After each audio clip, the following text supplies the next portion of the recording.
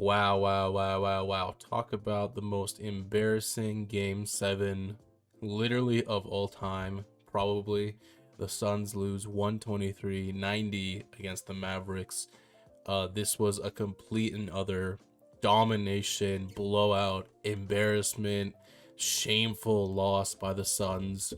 I think I would say the Suns lost way more, but Mavericks and Luka especially really just dominated them. For the Mavericks, essentially it was just three players. Obviously Luka with 35 points. Jalen Brunson had a really good game too, and Spencer Dinwiddie off the bench, 30 points, 11 or 15, 5 of 7 from 3. Absolutely lights out for him. The game started out, and Dallas had a pretty sizable lead already. Luka would hit like his first two threes, and it was like, okay, Suns just bounce back. But the Suns did not bounce back. They were flat, no energy, no rhythm, no passing, nothing. They were completely they forgot how to play basketball today in the worst time ever. A 64 win team forgets how to play basketball in game 7. And like, of course, the Mavericks destroyed them. Luka had 27 points in the first half, and the Phoenix Suns had 27 points in the first half. So by halftime, it was a 30-point lead, and the game was basically over by then. But just complete and utter domination. Luka was doing absolutely whatever he wanted out there. Jalen Brunson as well. Spencer Dinwiddie off the bench, like insane. It was just Luka and Dinwiddie were just trading buckets back and forth. You go, then I go. It's just complete. Like, you can't even say anything. The Suns were just. They didn't play basketball today. They weren't playing. I don't know what they were doing out there, but they weren't playing basketball, because that was absolutely disgusting, shameful, horrible, like whatever word you want to use, just the worst outcome ever. For the Suns, Devin Booker, Chris Paul, horrible game. Devin Booker, minus 41 in plus or minus. Chris Paul, minus 39. You literally nothing you can say about both Devin Booker and Chris Paul combined for 0 of 11 field goals in the first half. DeAndre Ayton, Devin Booker, and Chris Paul combined for 1 out of 15 in the first half. Devin Booker didn't score his first field goal until like 4 minutes in the third or something like that. Chris Paul didn't look to score at all. He was very passive. Defensively, they just got wrecked by Luka in every way possible. Everyone was bad. This is just embarrassing, horrible. I'm running out of adjectives to use, but it was just a disgusting loss. Cameron Johnson with the most points, 12 points. By halftime, the starters for the Suns had 1, 2, 3, 4, 5 points. Chris Paul had 1, Devin Booker had 2, Aiden had 3, Mikal had 4, and Jay Crowder had 5. At halftime, their starters had 1, 2, 3, 4, 5 points. It just no fight, nothing. Like, the game didn't get out of hand that quickly. Like, in the first quarter, they had a chance. Like, it was only up by like 10. They could have made a little bit of a run. No rhythm. Nobody was hitting anything. Just no passing either. Like, they had, at one point in the first half, they had 8 assists and 8 turnovers. You're not going to win a basketball game like that. 37% as a team. Luka outscored the entire team by halftime. I don't know what else I have to say anymore other than like such a disappointing, worst loss at home too. They lost this badly at home. The final score is 123-90, but at multiple points in the game, it was almost a 50-point game. It was constantly a 40-point game for at least half of it. Just disgraceful. I don't know. It's just the worst game possible for the Suns. And with such a good season too, after halftime, it was over. Like, there was nothing. There was no fight. it didn't seem like they cared that this was game 7 or anything. Everyone was bad. Everyone was bad. I put the blame on literally everybody. Nobody showed up to play at all. Chris Paul, Devin Booker, horrible. DeAndre Ayton had like 3 fouls. Really bad foul trouble early on. Nothing. This game was just complete zero for the Suns. Nothing you can say about this other than they just forgot how to play basketball, and that Luka, Jalen Brunson, and Spencer Dinwiddie completely and utterly destroyed them. This play by Luka here in the third quarter was just, it was already basically a 40-point game here, but then Luka just toying with them Bridges, nothing, step back, and then the close-up on the coach and the close-up on Chris Paul. Bro, he's about to start crying. I don't feel bad because this was his fault as well as the entire team's fault, but it's really funny. Like, he is in despair. This is disgusting. The Mavs' 30-point lead at halftime is the biggest halftime lead in any Game 7, which is just, disgraceful. Literally the worst performance ever by a team in Game 7. Like, I don't think it's close at all. Just complete and utter failure. This 3 by Luka, at this point in the game, it was already a 30-point game, basically. And Luka was just toying with them. Just a spin around, step back. What a villain, man. Literally the next play down, Luka just toying with them. Look at this. Just, what is this, man? What a psychopath. Wow. This right here as well. Luka doing literally whatever he wants to every single defender. Aiden over here.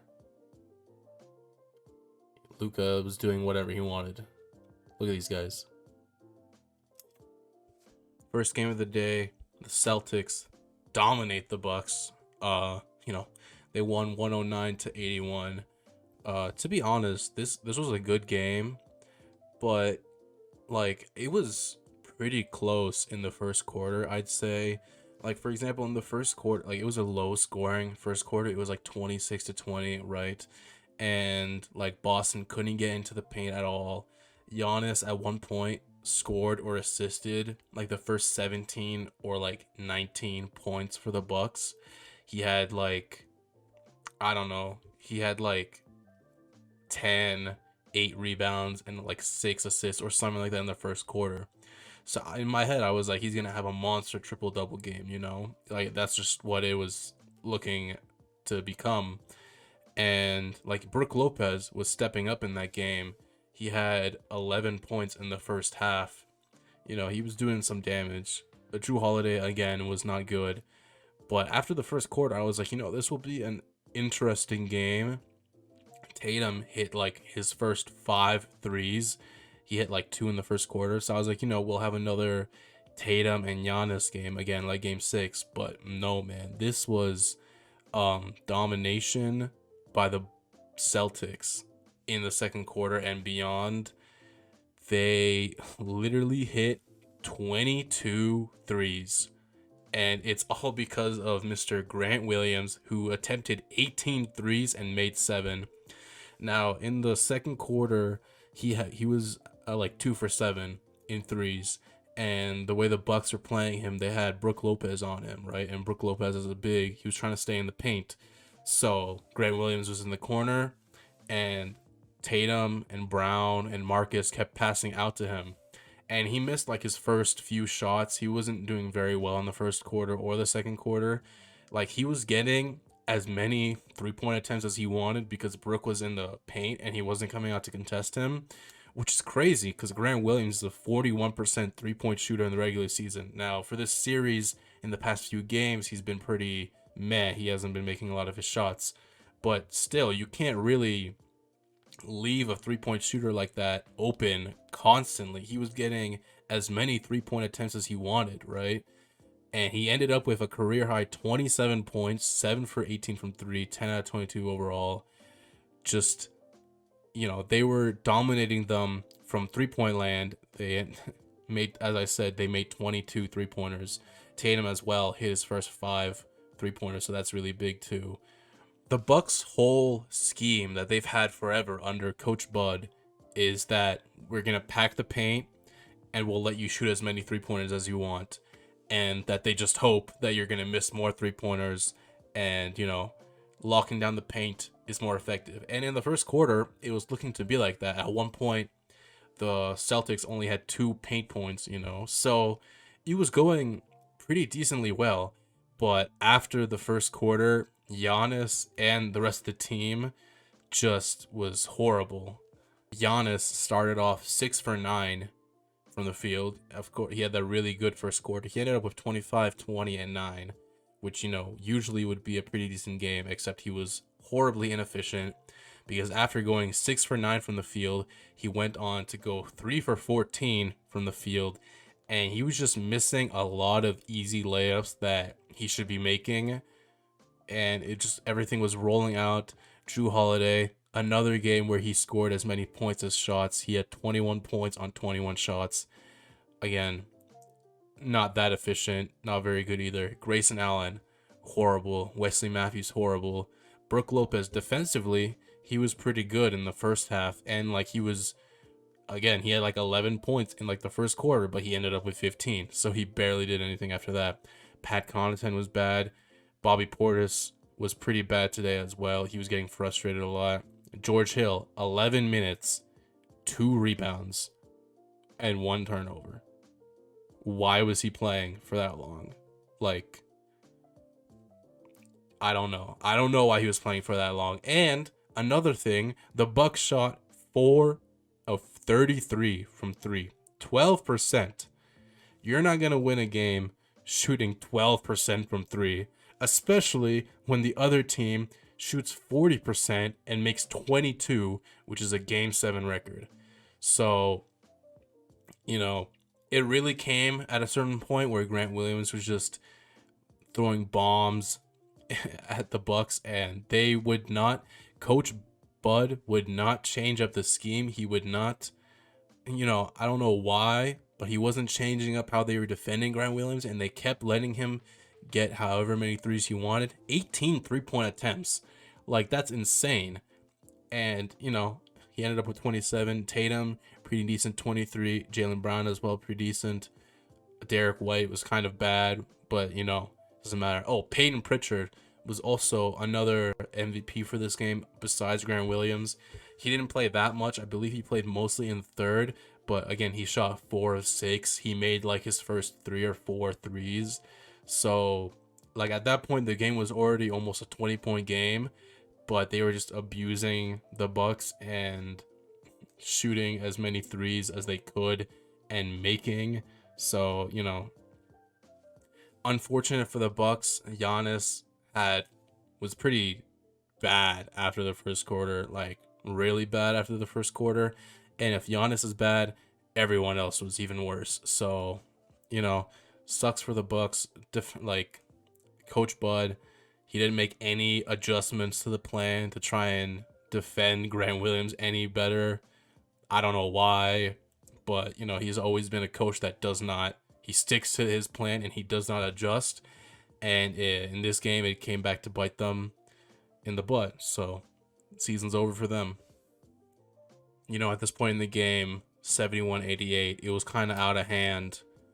But Pritchard coming off the bench and scoring 4 threes didn't help the Bucks at all. Turned it into a 20-point game. Really good game for the rookie. Or second-year player, I should say. This is really funny. This is garbage time. Luke Cornett, this big white guy over here. Look at what he's doing. Jump. Why did he jump? And then wait, watch. He jumps again. Why did he do that? I don't know. That was really funny. Again, Grant Williams. No one defending him. And this was his 6th or 7th 3. 7th. This was his 7th 3-pointer. And nobody was there to defend him at all. He was the hottest player out there tonight. And what kind of defense is that? This picture right here really sums it up. Milwaukee had the lead. Second quarter was pretty close, and then the Celtics just domination the rest of the way there. The Bucks can tell themselves that they lost a close series in 7 games without Chris Middleton. And, if Chris Middleton was there, it could have been different, which it definitely could have been. But Coach Bud is to blame for this loss. Giannis has to be blamed for this loss as well. I'm sorry, shooting 3 for 14 after going 6 for 9 from the field. Jrue Holiday also can be blamed for this loss. Basically everybody. But they can tell themselves that if Chris was there, it could have been different. But, they'll have to wait till next year if they want something different than this. To quickly mention the next series, Miami and Boston, I really don't know, man. I've been picking Boston so far, and I feel like they have a bit more firepower than the Heat, and I feel like the Boston can really focus in on Jimmy Butler, and I think if they can focus on Jimmy Butler a lot defensively, they'll be able to win this series. I'm gonna say Celtics in 6 for this one. And then Mavericks and Warriors, man, I don't really know. Luka is a crazy man. I don't think there's anybody on the Warriors that can really do anything to Luka. Maybe Draymond a little bit, but that's kind of a bit much. I don't really think they can do much against Luka. So for the Warriors to win, they kind of just have to outshoot them, I think.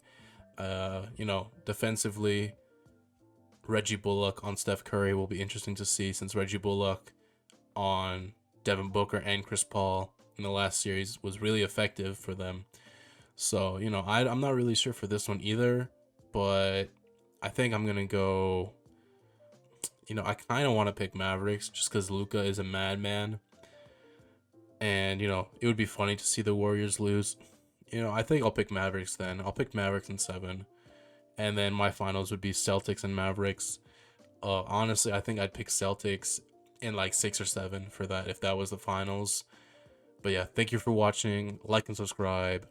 Goodbye.